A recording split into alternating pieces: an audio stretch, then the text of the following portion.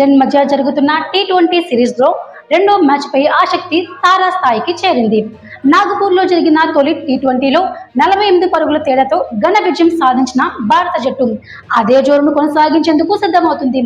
సూర్యకుమార్ యాదవ్ నేతృత్వంలోని టీమిండియా మరోసారి న్యూజిలాండ్ పై చేయి సాధించాలని చూస్తుంది. మొదటి మ్యాచ్లో అభిషేక్ శర్మ విధ్వంసకర బ్యాటింగ్తో స్టేడియాన్ని ఊపేశాడు. కేవలం 35 బంతుల్లో 84 పరుగులు చేసి మ్యాచ్ని ఏకపక్షంగా మార్చేశాడు. చివరిలో రింకు సింగ్ 20 బంతుల్లో 44 పరుగులతో మెరుపు ఇన్నింగ్స్ ఆడి స్కోర్ను భారీగా పెంచాడు.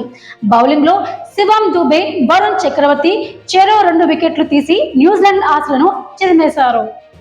అయితే ఈ మ్యాచ్లో భారత్కు ఒక చిన్న షాక్ తగిలింది.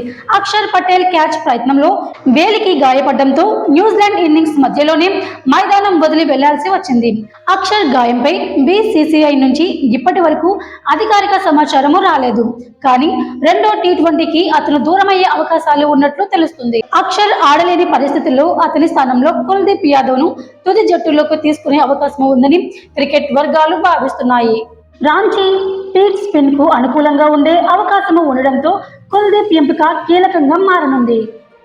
బ్యాటింగ్ విషయానికి వస్తే అభిషేక్ శర్మతో పాటు సంజు శాంసన్ ఓపెనింగ్ కొనసాగించే ఛాన్స్ ఉంది.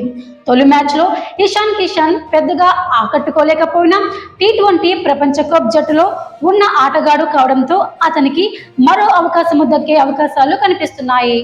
మొత్తానికి రెండో టీ20లో భారత జట్టు ఒక కీలక మార్పుతో బరిలోకి దిగనుంది.